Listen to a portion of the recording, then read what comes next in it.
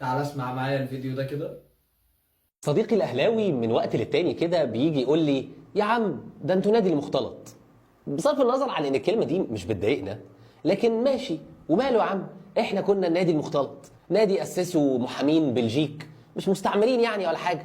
ما تيجي بقى احكي لك حكايه لو ما كنتش تعرفها. يعني سنة 1907 تأسس النادي الأهلي زي ما كل الناس عارفة. أول رئيس للنادي الأهلي لو ما كنتش تعرف كان الإنجليزي ميشيل أونس. ميشيل أونس دوت كان راجل اقتصادي عينته الحكومة الإنجليزية، أو يعني المستعمر البريطاني في مصر، علشان يساعدها في تقليب خيرات البلد. لكن المشكلة ما وقفتش عند هنا. عادي يعني البلد كانت مليانة إنجليز وطبيعي إن هم يحصلوا على المناصب العالية في كل مكان. وأنا بقلب على النت من فترة ظهر قصادي كده الويب سايت بتاع المتحف البريطاني، فقعدت اتسلى وفجأة لقيت التمثال الجميل ده بتاع المهندس المعماري الفرعوني امحتب، الراجل اللي بنى هرم زوسر، كقطعة من القطع المعروضة في المتحف تحت رقم 1934 4 14 8 زي ما انت شايف كده قصادك. قلت عادي، واحدة من آلاف القطع الفرعونية الأثرية اللي اتهربت بره مصر خلال العصور الطويلة.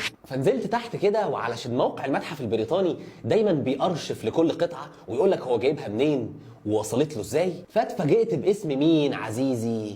عمك ميشيل أونس. فزي ما انت هتشوف مكتوب بالبونت العريض ان القطعة الجميلة دي دونيتد باي ميشيل أونس. ومش هي وبس، ده هي و24 قطعة أثرية تانية تبرع بيهم ميشيل أونس للمتحف البريطاني. يعني خلينا كده نجمل الأحداث، إن أول رئيس للنادي الأهلي كان مستشار اقتصادي لحكومة الاستعمار البريطانية، وكان تاجر آثار كبير. هو عامة أنا ما بعملش النوعية دي من الفيديوهات، ولكن في حاجات كده بيكون عليها إسقاطات كتيرة جدا علشان في النهاية تبروز صورة معينة أو توصل للجمهور صورة معينة، وتبدأ إنك أنت تقلل من شأن نادي أو إنك أنت تقلل من شأن أشخاص. في مجمل الفيديو إحنا مش طالعين ندافع عن حد، ولكن احنا طالعين ننكر فكرة الإسقاطات الهزلية اللي ممكن تحصل، واللي اتكلم فيها في الفيديو عن ميتشل أنس بالتحديد، أو ميتشل أونس أيا كان المسمى. طبعا كونه الرئيس الأول للنادي الأهلي والرئيس الإنجليزي طبعا الوحيد في تاريخ النادي الأهلي، واللي يعني تولى مهمة رئاسة النادي الأهلي لمدة سنة واحدة سنة 1907 وحتى 1908. وميتشل أنس فعلا كان المستشار لوزارة المالية المصرية، والراجل طبعا تواجد في هذا المنصب، وتم اختياره من قبل اللجنة الإدارية العليا في النادي الأهلي علشان يكون رئيس النادي الأهلي، نظرا طبعا لسلطته ونظرا لنفوذه وإمكانية استخراج التصاريح اللازمة لعمل النادي الأهلي بشكل رسمي عام 1907. وده شيء مثبت تاريخيا. علشان الفيديو معمول بس لتسليط الضوء على رئيس النادي الأهلي إن هو تاجر آثار، فانا حبيت بس اقول لك انه مش شرط تعمل سيرش قوي، او انك انت يعني تعمل سيرش دقيق جدا علشان تعرف بعض المعلومات قبل ما تصور فيديو وتبدا انك انت تشوه فيها صور الناس. مبدئيا سنة 1983 تم تقنين تجارة الآثار بالقانون رقم 117 الصادر سنة 1983، واللي بيجرم بيع وتجارة المقتنيات الأثرية أو القطع الأثرية بكل أنواعها. طبعا قبل سنة 1983 كان مسموح ببيع واقتناء المقتنيات الأثرية أو القطع الأثرية على مستوى الجمهورية بالكامل، وكنت تقدر بشكل أو بآخر أنك تحصل على قطع أثرية وتحتفظ بيها وتقتنيها وكمان تتاجر فيها. هزيدك من الشعر بيت وأقول لك أن كان في محلات مرخصة من الدولة لبيع واقتناء المقتنيات والقطع الأثرية. وطبعا من اشهر المحلات دي كان متواجد طبعا محلات حفناوي اسماعيل الشاعر. ومش كده وبس، ده انت كان عندك عائلات بتقتني اكتر من 60,000 قطعة اثرية، وفي التوقيت ده كانت الدولة لا يمكن ان تصادر هذه المقتنيات، يعني كانت تجارة مسموح بيها في هذا التوقيت من الزمن.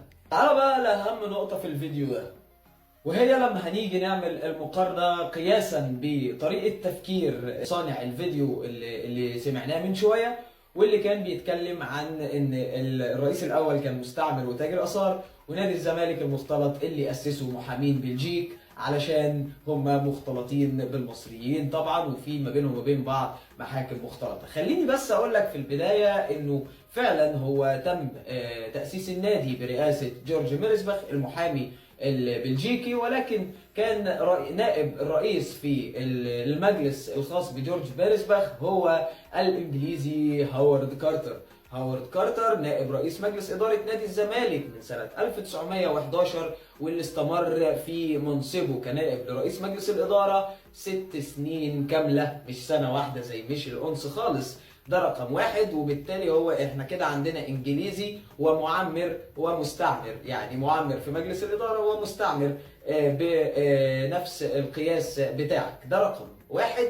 رقم اتنين هوارد كارتر، لو ما تعرفوش اقول لك هو مين هوارد كارتر. هو الاثري الشهير طبعا، مكتشف المقبرة الاكبر من حيث المقتنيات، واللي تم اكتشافها طبعا سنة 1922.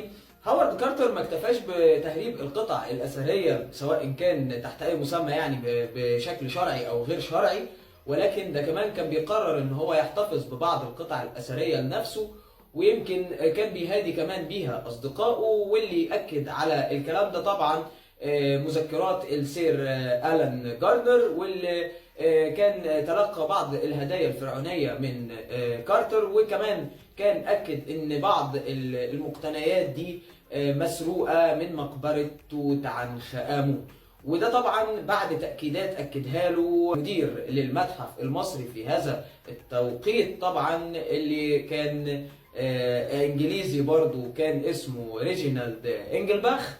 والراجل قدر ان هو يتعرف على هذه المقتنيات واكتشف انها بتعود الى مقبرة توت عنخ آمون. فالراجل كان بيشتغل على هذا الوضع، وكلنا عارفين الشاهد في الموضوع كان ايه. الشاهد في الموضوع هو تشويه صورة رئيس مجلس إدارة النادي الأهلي، واللي كان متواجد لسبب ما شافت اللجنة الإدارية العليا في النادي الأهلي إنه هو هيقدر يخدم مصلحة هذا النادي الوطني. وتحديدا بعد التقرير اللي ذكرته أو نشرته صحيفة الجارديان حوالين سرقات كارتر لمقتنيات المقابر الفرعونية. خليني أقول لك بأنه الشاهد كان هذه النقطة، وانه شتان الفارق ما بين شخص بيتاجر في الاثار في زمن مسموح به بهذا النوع من التجارة، وما بين شخص بيعرف كويس جدا ازاي يسرق الاثار. بين نصين حرامي اثار.